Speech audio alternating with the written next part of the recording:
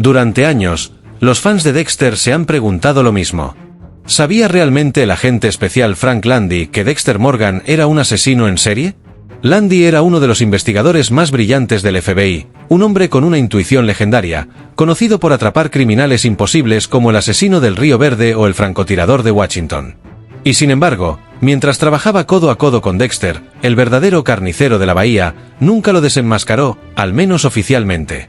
En este análisis vamos a demostrar que Landy sí sabía la verdad. Tenía demasiadas pistas, demasiados indicios y, sobre todo, demasiada experiencia para no haberlo sospechado.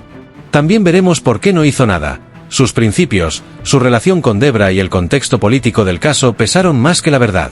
Pero para entenderlo todo, primero hay que conocer a Frank Landy y el entorno en el que surge la investigación que lo enfrentó, sin saberlo, al asesino más meticuloso de Miami. Frank Landy aparece por primera vez en la segunda temporada, cuando el FBI decide intervenir en la investigación más importante en la historia de la policía de Miami Metro, el caso del carnicero de la bahía, un asesino responsable de al menos 18 víctimas encontradas en bolsas de plástico, arrojadas al mar. Su reputación le precede. Antes incluso de aparecer en pantalla, los propios detectives comentan que Landy es el hombre que resuelve los casos imposibles. Su llegada genera respeto inmediato, y también miedo, especialmente en Dexter, que sabe que este agente no se deja engañar fácilmente. Desde su primera conferencia de prensa, Landy demuestra por qué es considerado uno de los mejores.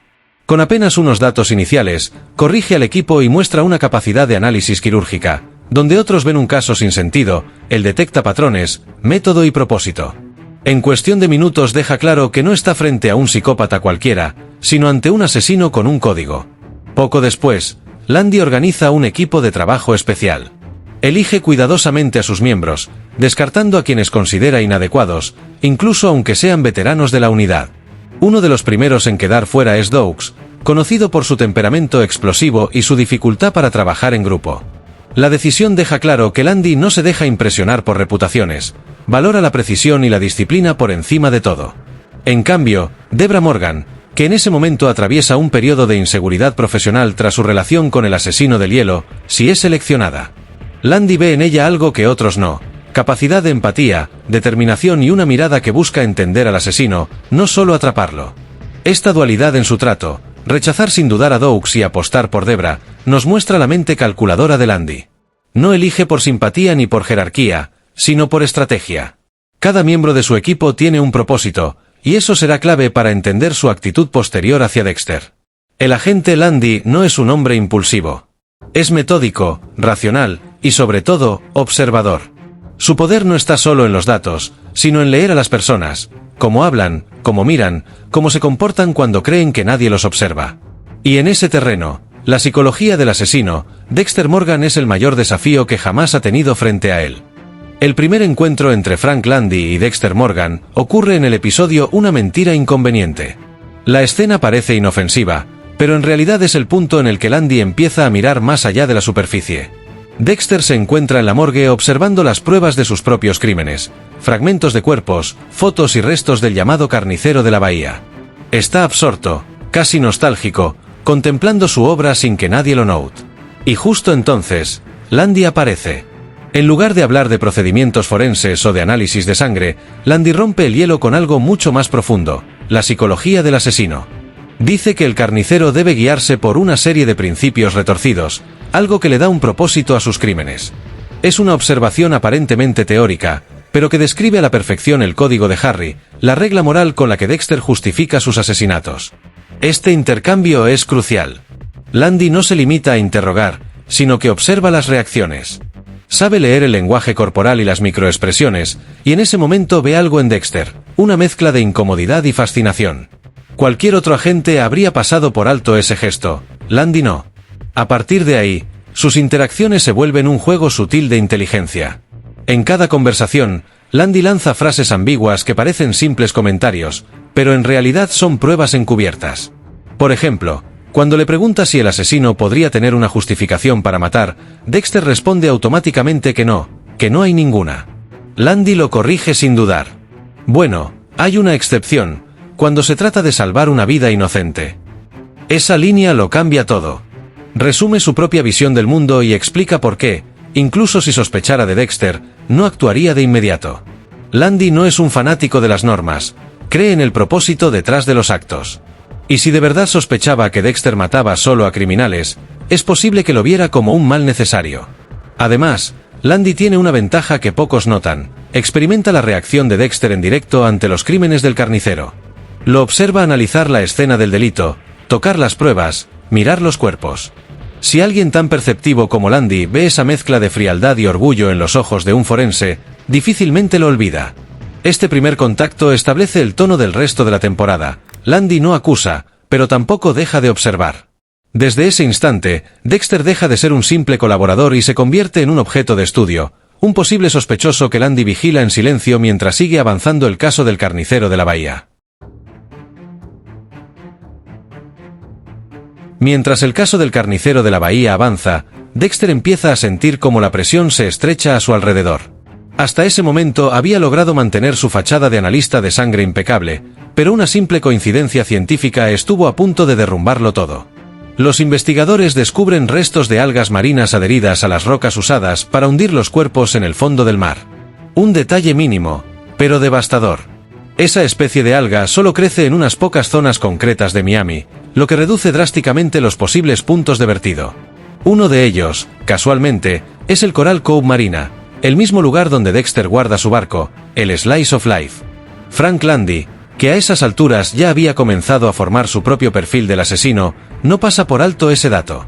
No lo dice abiertamente, pero su comportamiento con Dexter cambia sutilmente. Ya no se trata solo de un colaborador más, ahora lo observa, lo mide, lo pone a prueba. Cuando Dexter intenta sabotear la investigación destruyendo parte de las pruebas, concretamente las bolsas de cuerpos almacenadas en frío, cree haber ganado tiempo. Sin embargo, Landy demuestra por qué es considerado el mejor. Había ordenado conservar las rocas por separado, anticipando que los cuerpos podrían degradarse. Y esas rocas, junto con las algas, siguen señalando hacia el mismo punto, el muelle donde está el barco de Dexter. A partir de ese momento, cada encuentro entre ambos tiene una tensión latente. Landy mantiene la cortesía profesional, pero sus preguntas se vuelven más específicas, más incisivas. En un caso concreto, cuando Miami Metro recibe una llamada de una supuesta víctima del carnicero, Landy insiste en llevar a Dexter con él a la escena. Oficialmente, lo hace porque tiene buen ojo para los asesinos en serie. En realidad, parece querer ver cómo reacciona en directo. Durante la inspección, Landy le plantea una pregunta aparentemente inocente. Si tú fueras el carnicero, ¿usarías un sitio como este? Y Dexter, sin pensarlo demasiado, responde: sí, en realidad sería una buena elección. Es tranquilo, apartado. Una respuesta tan natural como peligrosa. Landy no dice nada, pero lo analiza todo: tono, gestos, velocidad de respuesta. Es como si estuviera comparando en su mente la reacción de Dexter con el perfil psicológico del asesino que él mismo ha elaborado. Aunque en ese punto todavía no tiene pruebas concluyentes, Landy ya sospecha. Sus instintos le dicen que algo no encaja, que el analista de sangre que siempre está un paso por delante tal vez lo está porque conoce demasiado bien al asesino. Y esa semilla de duda será la base de todo lo que ocurrirá después. Mientras las sospechas de Frank Landy hacia Dexter crecen, otro elemento empieza a influir en su juicio: su relación con Debra Morgan. Lo que comienza como una colaboración profesional dentro del caso del carnicero de la bahía termina convirtiéndose en algo mucho más personal. Landy y Debra pasan largas horas juntos revisando pruebas, interrogatorios y teorías. La conexión entre ambos es inmediata, pero también compleja. Ella ve en él la figura de un mentor seguro, maduro y emocionalmente estable, justo lo contrario de las relaciones caóticas que ha tenido en el pasado. Para Landy, Debra representa lo que el FBI suele destrozar: la empatía, la energía y la fe en que todavía se puede hacer justicia sin perder la humanidad. Sin embargo, esta cercanía tiene un precio. A medida que su vínculo se fortalece, la objetividad de Landy empieza a tambalearse. Aunque nunca deja de ser metódico, es innegable que su implicación emocional con Debra afecta la forma en que percibe a su entorno, especialmente a Dexter, el hermano de la mujer con la que está involucrado. Landy es un hombre que basa sus decisiones en la observación y la lógica, pero no es inmune a los sentimientos. Sabe que acusar a Dexter sin pruebas sólidas no solo pondría en riesgo su carrera, sino que también destruiría a Debra, la persona que más confía en él. Este conflicto interno explica por qué, aunque las pistas se acumulan, Landy decide mantener el silencio. Además, su propia visión moral refuerza esa postura. Desde el principio, Landy deja claro que, para él, matar solo puede justificarse si se trata de salvar vidas inocentes. Y en cierto modo, eso es exactamente lo que hace Dexter. Es posible que Landy vea en él una figura contradictoria, un asesino, sí, pero también una herramienta que limpia la sociedad de depredadores que la justicia convencional no puede alcanzar. En sus interacciones con Debra, Landy deja entrever esa dualidad. Habla del carnicero con respeto profesional, incluso con cierta fascinación intelectual. No le asusta el asesino, le intriga. Y eso también dice mucho. Es probable que en su mente ya tuviera una idea bastante clara de la verdad, pero eligió observar antes que actuar. Tal vez pensaba que podía aprender más de Dexter vivo y libre que encerrado o muerto. Sin embargo, esa decisión, guiada por la lógica, el afecto y un toque de arrogancia profesional, acabaría teniendo consecuencias que ninguno de los dos imaginaba. Cuando el caso del carnicero de la bahía alcanza su punto máximo, todo da un giro inesperado. Las pruebas, los informes y las tensiones acumuladas parecen converger hacia un solo nombre: el sargento Doakes. El hallazgo de unas láminas con muestras de sangre en el coche de Dexter, colocadas allí por él mismo como parte de su plan de distracción, acaba siendo el detonante. El FBI, bajo la dirección de Frank Landy, concluye que Doakes es el carnicero de la bahía. La noticia golpea a todos en Miami Metro, pero especialmente a Debra, que vive entre la confusión y la indignación. A sus ojos, Doakes siempre había sido un policía brusco, sí, pero no un asesino. Aún así, la montaña de evidencias parece aplastante: su desaparición repentina, su carácter violento y el hecho de que todo apunte hacia él. Landy, sin embargo, no está completamente convencido. Aunque no lo expresa abiertamente, su lenguaje corporal y sus dudas en los interrogatorios lo delatan. Algo en la historia no encaja. Doakes tenía sus defectos, pero no el perfil psicológico del carnicero. Faltaba la frialdad, la meticulosidad, la disciplina quirúrgica que Landy había identificado en el asesino. Aún así, la maquinaria burocrática del FBI se pone en marcha. El subdirector Max Adams quiere resultados y necesita cerrar el caso cuanto antes. Landy se ve presionado por la política interna: un sospechoso muerto es la salida perfecta. Y justo entonces, el destino juega a favor de Dexter. El cuerpo carbonizado de Doakes aparece en los Everglades tras una explosión, lo que permite dar por concluida la investigación. Oficialmente, el carnicero de la bahía ha muerto. El FBI cierra el expediente, los medios celebran la resolución y Landy, pese a sus reservas, firma un informe que no termina de creer. Para un hombre tan metódico y perspicaz, aceptar ese cierre es casi una derrota intelectual. Pero no tiene otra opción. Las pruebas apuntan a Doakes, y sin un indicio sólido que lo contradiga, Landy no puede desafiar a toda la estructura federal basándose solo en intuiciones. En privado, escucha a quienes dudan, como la teniente Lagerta, que insiste en que Doakes no pudo ser el asesino. Landy no la desautoriza, pero tampoco la apoya. Le deja claro que sin evidencias, no hay caso. Su rostro, sin embargo, muestra algo distinto: duda. Es la primera vez que el brillante agente del FBI se ve obligado a aceptar una mentira como verdad. Y aunque públicamente se retira de Miami con una reputación intacta, en el fondo sabe que algo se le ha escapado. El carnicero de la bahía sigue vivo. Y él, sin saberlo del todo o sin querer admitirlo, ha dejado que camine libre. Cuando el caso del carnicero de la bahía se da por cerrado, muchos piensan que Frank Landy simplemente pasó página. Pero los detalles cuentan otra historia. En su manera de hablar, en los gestos que tiene con Debra y en los silencios cada vez más largos, se percibe que Landy no está del todo convencido de que Doakes fuera el asesino. La pregunta que surge entonces es inevitable: si realmente sospechaba de Dexter, ¿por qué no hizo nada? La respuesta tiene varias capas. La primera es profesional. Landy es un investigador de élite, acostumbrado a basar cada paso en hechos verificables. Y en ese momento, no tenía ninguno. Todo lo que podía sostener su sospecha eran intuiciones, contradicciones y un patrón de conducta que no podía probar. Acusar a un analista forense sin pruebas sólidas habría significado su propia ruina profesional y la de Debra. La segunda razón es personal. Su relación con Debra lo había humanizado, pero también lo había vuelto vulnerable. Sabía que cualquier movimiento contra Dexter la destruiría emocionalmente. Ella lo idolatraba, lo veía como un modelo de integridad, y descubrir que su hermano era el carnicero habría destrozado su estabilidad. Landy era demasiado consciente de ello. Tal vez pensó que el daño que causaría revelando la verdad sería mayor que el mal que Dexter pudiera seguir haciendo. La tercera razón Quizás la más profunda, es moral. Landy siempre tuvo una visión particular del bien y el mal. No creía que la justicia se redujera a aplicar la ley de forma ciega. Lo dice él mismo en varias ocasiones. Hay crímenes que el sistema nunca podrá castigar, y asesinos que el sistema nunca atrapará. Si realmente comprendió quién era Dexter, también entendió que no se trataba de un asesino común. Era alguien que mataba a otros asesinos, una anomalía moral que encajaba con su propia filosofía. El fin puede justificar los medios. Es posible que Landy, en el fondo, viera en Dexter un reflejo oscuro de sí mismo, alguien dispuesto a hacer lo que otros no se atreven para mantener el equilibrio. Por eso nunca lo confronta directamente. Prefiere observarlo, entenderlo y, de alguna manera, permitirle existir.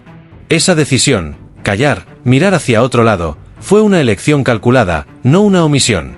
Landy no actuó porque no quería destruir lo poco de justicia que quedaba, aunque viniera disfrazada de monstruo.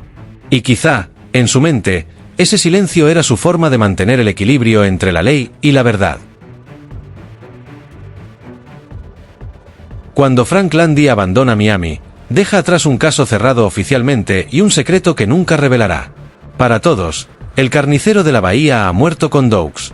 Para él, sin embargo, la verdad es otra. Sabe, o al menos sospecha fuertemente, que Dexter Morgan era el verdadero asesino. Landy tenía demasiados indicios como para ignorarlos.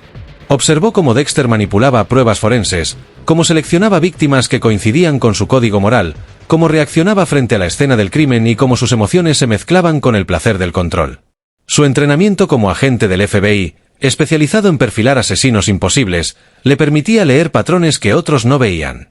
Incluso sin evidencia concreta, todo apuntaba a Dexter. Entonces, ¿por qué no lo denunció? La respuesta es una combinación de factores que reflejan tanto su profesionalidad como su ética personal. Falta de pruebas concluyentes. Landy nunca tuvo un indicio que pudiera sostener en un tribunal. Su intuición era poderosa, pero sin evidencias tangibles, cualquier acusación habría sido devastadora para su carrera y para Debra. Consideraciones morales. Dexter mataba únicamente a criminales que escapaban de la justicia. Desde la perspectiva de Landy, eso lo convertía en un mal necesario, un equilibrio extraño entre justicia y asesinato. Relación con Debra. Su vínculo con ella era demasiado fuerte para arriesgarse a destruirla. Revelar la verdad sobre Dexter habría tenido un impacto devastador en su vida personal y profesional. Además, Landy había visto suficiente para comprender que la amenaza inmediata de Dexter era menor que la de otros asesinos en serie. Su experiencia con criminales de alto perfil le enseñó que, a veces, la paciencia y la observación silenciosa son más efectivas que la confrontación precipitada. Finalmente, su muerte en la 4ª temporada pone fin a cualquier posibilidad de revelar lo que sospechaba. Aunque muchos lo recuerdan por su brillantez, su integridad y su capacidad para atrapar asesinos imposibles, el secreto de Dexter murió con él. Esto deja una conclusión inevitable. Landy sí sabía lo suficiente para sospechar que Dexter era el carnicero de la bahía, pero eligió no actuar. Sus principios, su relación con Debra y su respeto por la justicia, aunque fuera de una manera no convencional, lo llevaron a observar en silencio, dejando que la verdad permaneciera enterrada bajo capas de engaño. En definitiva, Frank Landy no falló como detective. Simplemente decidió que, en este caso, el conocimiento y la paciencia eran más poderosos que la acusación. La historia del carnicero de la bahía no solo es la historia de Dexter, sino también la de un agente del FBI que comprendió demasiado, y por eso, guardó silencio. Y hasta aquí nuestro análisis sobre Frank Landy y su conocimiento del verdadero carnicero de la bahía. Como hemos visto, aunque nunca actuó directamente, las pistas, la psicología y su experiencia dejan claro que sí sabía la verdad sobre Dexter. Si te ha gustado este vídeo, no olvides suscribirte al canal para no perderte los próximos análisis sobre Dexter y otros casos de crimen y misterio. Dale like si te ha resultado interesante y deja tus comentarios abajo. Queremos saber qué opinas, si crees que Landy hizo bien o mal al no actuar, y cuál fue tu momento favorito de la temporada 2. Además, activa la campanita de notificaciones para recibir un aviso cada vez que subamos un nuevo vídeo. Tu apoyo nos ayuda a seguir creando contenido detallado y con análisis profundos como este. Nos vemos en el próximo vídeo, donde exploraremos si el detective King realmente conocía el secreto de Dexter.